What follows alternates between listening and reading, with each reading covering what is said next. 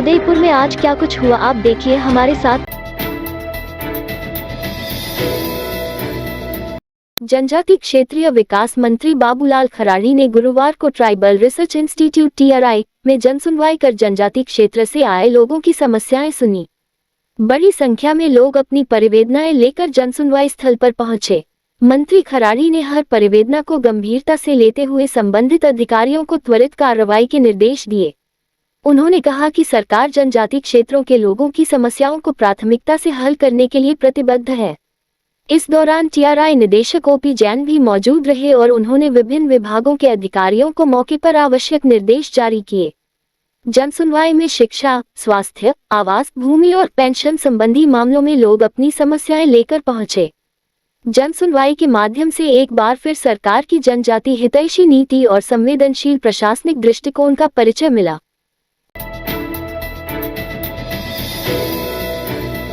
मोहनलाल सुखाड़िया विश्वविद्यालय में कार्यरत स्ववित्त पोषित सलाहकार बोर्ड के अंतर्गत कार्य करने वाले कर्मचारी आज 11वें दिन उच्च न्यायालय के आदेश अनुसार अपना धरना स्थगित किया।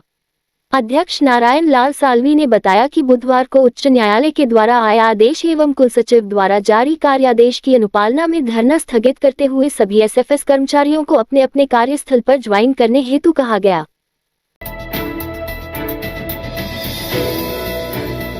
डूंगरपुर जिले के दोबड़ा थाना क्षेत्र के गर्दा नई बस्ती में 10वीं कक्षा के एक छात्र का शव घर के पास ही पेड़ से लटका मिला। परिजनों ने गांव के ही एक लड़की के परिवार के लोगों पर हत्या कर शव लटकाने के आरोप लगाए। पुलिस के अनुसार गरड़ा गांव के नई बस्ती निवासी गोविंद 17 पुत्र मोहन कटारा 10वीं कक्षा में पढ़ता है। रात के खाना खाकर वह घर में सोया था। सुबह वह खाट पर नहीं मिला तो परिवार के लोगों ने उसकी खोजबीन की। घर के नजदीक ही एक पेड़ से उसका शव फांसी के फंदे पर लटका मिला।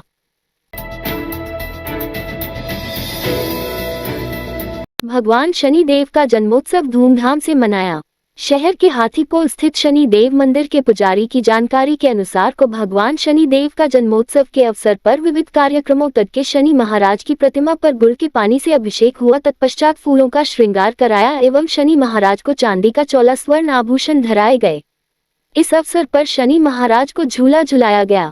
शनि देव महाराज ट्रस्ट के महामंत्री जोशी ने बताया, शनि देव जन्मोत्सव के अवसर पर सुबह 6 बजे से बड़ी संख्या में श्रद्धालुओं की भीड़ फूलमाला, श्रीफल, अगरबत्ती, प्रसाद, तिल, काला कपड़ा, तिल आदि लेकर भगवान शनि देव महाराज के दर्शनों का लाभ लिया। उन्होंने बताया कि मंदिर प्रांगण पर महिला व पुरुष श्रद्धालु कतार में खड़े होकर अपनी बारी की प्रतीक्षा करते नजर आए। जोशी ने बताया कि मंदिर परंपरा पर पूजन हवन आदि के बाद दोपहर बाद भगवान शनि देव को सोने का चौला धारण कराया गया।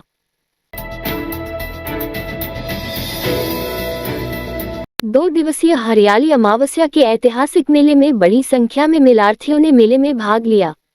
मेला स्थल सहेलियों की बाड़ी एवं फतहसागर झील पर सुबह 9 बजे से ही आसपास के गांवों के लोग परिवार के साथ मेले में घूमने के लिए आए। मेले में चक्री, डोल, हवाई जंप, छोटी डोल, नाव, झूला आदि मनोरंजन के साधनों में छोटे से लेकर बड़ों ने खूब मेले का आनंद लिया।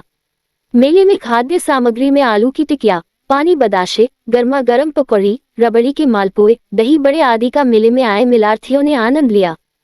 फतेहसागर झील की पाल के टायर पैलेस के बाहर प्रशासन की ओर से राजस्थानी सांस्कृतिक रंगारंग कार्यक्रम की प्रस्तुति रखी गई थी। इसमें कालबेलिया नृत्य मेलार्थियों को खूब रास आया।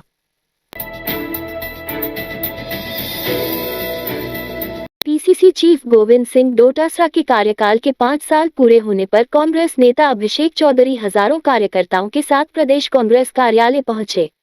चौधरी ने बड़ी संख्या में कार्यकर्ताओं के साथ पहुंचकर डोटासरा का स्वागत किया। इससे पहले कार्यकर्ता शहीद स्मारक से चांदपोल तक पैदल मार्च निकालकर PCC पहुंचे। अभिनंदन समारोह के दौरान डोटासरा ने कार्यकर्ताओं का आभार जताते हुए कहा कि झोटवाड़ा में भाजपा का विधायक और मंत्री होने और कांग्रेस के पूर्व मंत्री भी भाजपा में शामिल होने के बाद भी पिछले चुनाव में कांग्रेस कार्यकर्ताओं ने पार्टी को खूब मत दिया।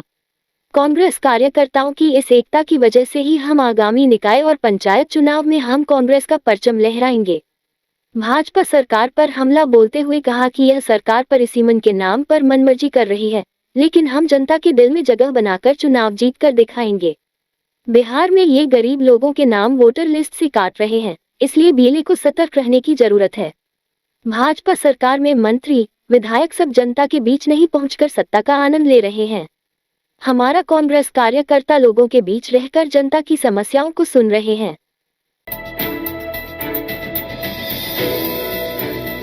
बीसलपुर बांध के गेट 8वीं बार शाम करीब 5 गेट खोले गए। बांध के आसपास के इलाकों में रहने वाले किसानों और आमजन को सायरन बजाकर और मुनादी कर इस संबंध में पहले ही अवगत कराया जा चुका था। बांध के गेट खोलकर पानी निकाला जा रहा है। गेट खोलने से पहले पूजा अर्चना की गई थी। गेट नंबर 10 को खोलकर 6000 क्यूसेक पानी निकाला जा रहा है। ऐसा पहली बार है कि जुलाई में बांध के गेट खोले गए हैं। वहीं दूसरा रिकॉर्ड यह है कि लगातार दूसरे साल बांध से पानी छोड़ा गया है।